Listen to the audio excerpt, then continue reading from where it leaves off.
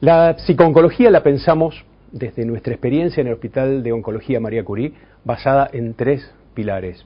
Una es la interconsulta médica psicológica, la otra es la atención psicológica y psicofarmacológica, y la otra es la atención psicoterapéutica preventiva. ¿Por qué? Porque desde nuestra experiencia vemos que hay muchos pacientes que a partir de la indicación de los tratamientos convencionales contra el cáncer, producen algún tipo de disrupción, tienen algún tipo de ansiedad, miedo, que no pueden manejar con sus propias herramientas, y esta disrupción va a afectar no solamente la calidad de vida del paciente, sino la respuesta a esas mismas terapéuticas que han sido indicadas. Ben-Shakar nos dice que lo disruptivo es todo evento o situación con la capacidad potencial de irrumpir en el psiquismo y producir reacciones que alteran la capacidad de integración y de elaboración. Son eventos, lo podemos pensar así, ¿no?, como eventos complejos de la vida, que lo que irrumpe es lo imprevisto. Y como toda irrupción del imprevisto, va a haber una etapa de transición, o sea, va a haber que atravesar esta situación, que no sabemos qué tiempo puede durar, va a generar un cambio, y para ese cambio es necesario distintos niveles de adaptación, y siempre va, aunque sea en forma imaginaria, a incluir algún tipo de riesgo. O sea, que la disrupción promueve cierta desorganización, cierta inestabilidad, que no solo es emocional, sino que es biopsicosocial. ¿Qué quiere decir? Que algún tipo de respuesta orgánica vamos a encontrar, como todas situaciones de ansiedad, respuestas somáticas, y también va a tener implicancias en el entorno social del paciente, tanto en lo familiar como en lo laboral y su entorno social. Ahora bien, nos preguntamos por qué en otro tipo de enfermedades, cuando al diagnóstico le sucede la indicación de un tratamiento, esta indicación del tratamiento factible produce tranquilidad, porque hay un tratamiento para llevar a cabo que va a resolver el problema de salud que tenemos. En oncología esto no se da para todos los pacientes de esta manera como esperamos. ¿Por qué? Porque sobre un diagnóstico de cáncer tenemos la indicación de tratamientos que en sí mismos son hechos paradójicos. ¿Por qué? Porque para mejorar la salud someten al paciente a una situación cruenta, invasiva, capaz de producir dolor y sufrimiento. Tenemos, de hecho, la cirugía, que si bien es un acto milenario, como está incorporado dentro de la cultura, y mucho más lo que es la cultura en salud, no deja de estar ajeno a distintos niveles de ansiedades, miedos, angustias, porque esto tiene que ver con la pérdida de control, con el sufrimiento y con algún tipo de discapacidad, cambio corporal que pueda producirse después, ¿no? Acá se pueden distinguir claramente los 3 tiempos, todo lo que es la ansiedad prequirúrgica, el momento quirúrgico en sí mismo y todo el periodo posterior de recuperación. Por otro lado tenemos los tratamientos radiantes. Los tratamientos radiantes, que podemos dividir en terapias externas y terapias endocavitarias, tienen mucho que ver con, o están muy relacionados con la radiación.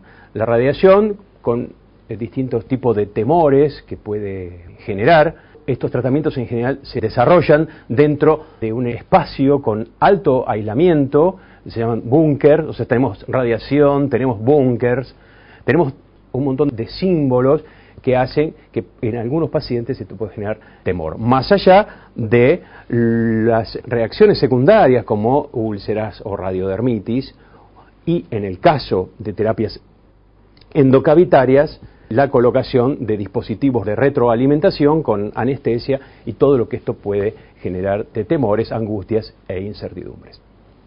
Y estos 2 son tratamientos localizados. El tercero es la quimioterapia, que es un tratamiento sistémico y es el que quizás sea más traumático y perturbador para los pacientes porque está relacionado con las náuseas, los vómitos, ansiedad anticipatoria, la posible alopecia con lo que implica la caída del cabello como destrucción de la imagen corporal. El cansancio debido a la disminución de los glóbulos blancos, los glóbulos rojos y las plaquetas. En la medida que el tratamiento avanza, aunque sea un éxito para la medicina, no deja de generar en el paciente ciertas dudas en cuanto a la efectividad del tratamiento, porque el paciente, si bien se está mejorando, la sensación que tiene es de sentirse peor dado estos síntomas y cree que el tratamiento no le está haciendo bien. Entonces, la indicación de los tratamientos convencionales para el cáncer en algunos casos pueden ser vividos como una injuria. Hablábamos de desequilibrio, de disrupción, y en toda situación de desequilibrio emocional hay ruptura. Hay una ruptura de los hábitos, de las costumbres, de los hábitos en el día a día, y hay pérdida. Hay pérdida de la idea de que somos invulnerables, hay pérdida de espacios de salud, porque vamos a tener que dedicarlos para ir al médico, para ir a hacer los tratamientos, para hacer los estudios previos. Entonces acá es donde tenemos que poner toda nuestra atención. Ahora, cuando se dan estas situaciones va a depender de cada persona cómo las enfrente y cómo las resuelva. Y yo me pregunto, ¿realmente podemos dejar en manos de cada paciente diagnosticado por cáncer y teniendo una indicación de tratamiento de este nivel de disrupción, que dependa de ellos mismos solamente cómo lo va a enfrentar y cómo lo va a resolver? ¿O podemos hacer algo? Eso es justamente lo que estamos proponiendo, y es hace más de 25 años que lo hemos podido imponer en el Hospital de Oncología María Curie, que es el programa de atención psicoterapéutica preventiva en oncología. Es un programa de prevención y no es un trabajo de interconsulta. ¿En qué nos basamos? ¿En qué nos sostenemos nuestro trabajo? En dos conceptos. Uno es el de prevención.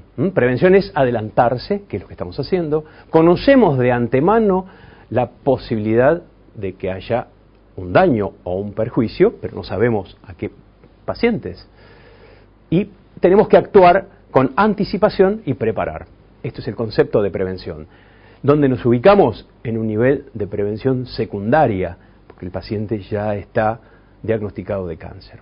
Y otro concepto que es consecuente con esta idea de trabajo es el de psicoprofilaxis, que es algo que está muy desarrollado en nuestro país y que significa tomar precauciones, evitar daños, actuar e intervenir. Esto es en lo que basamos nuestro programa de atención psicoterapéutica preventiva. Ahora, ¿qué es la atención psicoterapéutica preventiva? Es un proceso terapéutico que vamos a ubicar dentro de las terapias breves. Tenemos pacientes que no van a venir solicitando terapia, son pacientes que van a venir al servicio de salud mental obedeciendo una indicación médica que es atenderse dentro del programa preventivo. Entonces, estos pacientes no solamente que no saben bien a qué vienen, y tendremos que ser muy didácticos, sino que además tenemos un tiempo limitado, que es el tiempo de la entrevista y en relación a la fecha de inicio del tratamiento, que pueden ser 2, 3, 4 semanas. O sea que es un proceso psicoterapéutico y breve. De objetivos preventivos, lo que queremos evitar es un daño mayor, queremos mejorar la calidad de vida del paciente. Es un proceso que es planificado. Nosotros tenemos un tiempo limitado y ese tiempo lo tenemos que planificar. Va a haber un tiempo dedicado a la entrevista y evaluación, en algunos pacientes después de la evaluación su seguimiento, que puede incluir una visita en la sala de internación o en la sala de quimioterapia o en la sala de espera de radiaciones, y un cierre final que es posterior al tratamiento, cuando tiene el alta del tratamiento. Y va a ser un proceso que es focalizado en la situación de la terapéutica médica indicada. Imagínense que si uno arma un dispositivo donde le da lugar al paciente a que hable de lo que le angustia, probablemente esté la posibilidad de que quiera o tenga la necesidad de hablar de distintas situaciones angustiantes de su vida. Bueno, de todo eso lo tendremos que poner en un paréntesis, tendremos que evaluar prioridades y focalizar en lo que le genera la situación médica, la situación terapéutica médica indicada. ¿Cómo intervenimos? ¿En quién intervenimos? En principio es el paciente, por supuesto, y obviamente el que concurre a el turno que ha sacado en salud mental, siguiendo la indicación de incorporarse al programa de atención psicoterapéutica preventiva. Pero, por distintas situaciones, que puede ir desde problemas culturales hasta problemas o complicaciones de disrupción en la familia, está la posibilidad de que citemos a la familia y tengamos que intervenir con uno o varios de esos miembros. Otras veces nos encontramos en que la situación de disrupción del paciente quizás tenga que ver con algún conflicto con uno o más de los miembros del equipo de salud. Las fallas en la comunicación médico-paciente están al día. Entonces quizás también tengamos que incluir dentro de nuestras intervenciones algún miembro o algunos miembros del equipo de salud. ¿Qué evaluamos? Lo primero que vamos a tener a mano o a la vista son los recursos que tienen los pacientes.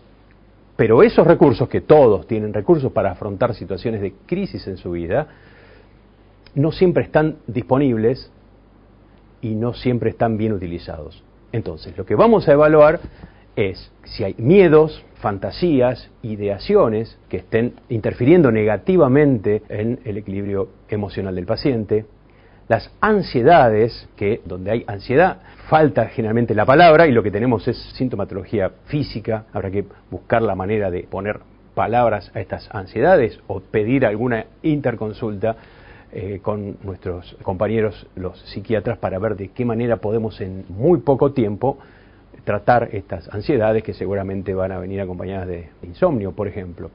Evaluamos también la relación médico-paciente o la relación institución-paciente, porque el paciente puede aceptar que tiene un cáncer, puede entender que lo ideal es someterse a uno de estos tratamientos, pero hay niveles de ansiedad o de angustia que están vinculadas a una mala relación médico-paciente o a alguna mala experiencia en relación a algún espacio administrativo que va a impactar negativamente en el ánimo del paciente. Sucesos traumáticos vamos a tener que evaluar. ¿Por qué? Porque no nos vamos a remitir a la infancia, pero hay un paciente que se va a operar quizás tenga algún antecedente quirúrgico previo en su vida. Un paciente que va a iniciar quimioterapia quizás tenga o no una experiencia de quimioterapia, pero sí puede repercutir negativamente si algún familiar hace 20 o 30 años tuvo una experiencia con quimioterapia y quizás no le haya ido favorablemente. Esto se puede potenciar al momento actual. Y otro punto a evaluar es la red vincular del paciente. Si hay algo que es consecuente a todos los recursos que podemos tener, a todo el apoyo que podamos brindarle al paciente, es justamente la red vincular. Si el paciente tiene una red que lo contenga, que lo escuche o no. En todo caso, hay situaciones donde la red puede ser precaria o puede ser estresante y ahí vamos a tener que trabajar. Esto va a redireccionar nuestro trabajo terapéutico. Y otro de los puntos fundamentales a evaluar son las alteraciones psicológicas o psiquiátricas.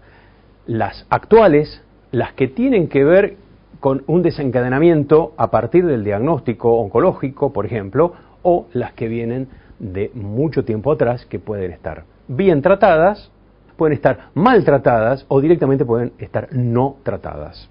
¿Cómo vamos a intervenir? Con distintos tipos de técnicas. Acá necesitamos profesionales que manejen gran variedad de técnicas porque tenemos que adecuarnos nosotros a la situación del paciente. Por eso vamos a tener que manejarnos, en caso que sea necesario, con técnicas conductuales, dando pautas e indicaciones precisas a determinados pacientes, o con técnicas cognitivas, cuando son las ideas, los pensamientos, los que influyen sobre, o le dan contenido a los miedos, y eso influye negativamente en el momento actual, y con técnicas informativas. Les decía antes que uno de los mayores inconvenientes es la comunicación médico-paciente, y acá es donde nosotros vamos a tener que tratar de articular la comunicación nuevamente con los médicos o colaborar con cuadernillos de información donde aclaren cuestiones referidas al tratamiento que no están del todo claros para el paciente. Porque el médico puede estar seguro de lo que está diciendo, pero lo que nunca puede estar seguro, y nosotros tampoco lo sabemos hasta que lo evaluamos, es qué es lo que comprendió el paciente y cómo lo está procesando. ¿Qué es lo que necesitamos para poder llevar esto adelante nosotros, los psicoterapeutas? Primero, como les decía, una formación continua y muchos recursos teóricos. Tenemos que adecuarnos a la realidad de cada paciente. Necesitamos una flexibilización de los recursos terapéuticos. Maslow decía: si tu única herramienta es un martillo, vas a terminar tratando a todos los problemas como un clavo. Y ese es justamente lo opuesto a lo que estamos tratando de transmitirles. Un rol activo del terapeuta. El espacio terapéutico no es un lugar cómodo en el hospital, y cuando tratamos oncología o la patología oncológica, acá hay que moverse, interconsultar, salir, acompañar, ir juntos a visitar la sala de internación. No sé, acá hay que moverse, necesitamos una actitud activa, un rol activo del terapeuta. Y por supuesto, terminamos siendo mediadores en la comunicación, por esto que les decía, en la dificultad de la comunicación y la relación médico-paciente. Siempre la posibilidad, digamos, de ampliarla con conocimientos que nosotros ya poseemos, o cuando tenemos un límite ético en esa comunicación, sí volver al médico tratante, al médico que ha indicado los tratamientos, al especialista. En atención psicoterapéutica preventiva, ¿cuáles serían los objetivos principales? Primero, detectar y evaluar el nivel de disrupción, porque esto es lo que nos va a guiar la clínica. Facilitar el procesamiento de la información. Proporcionar esclarecimiento y contención emocional. Proveer los recursos para afrontar el tratamiento.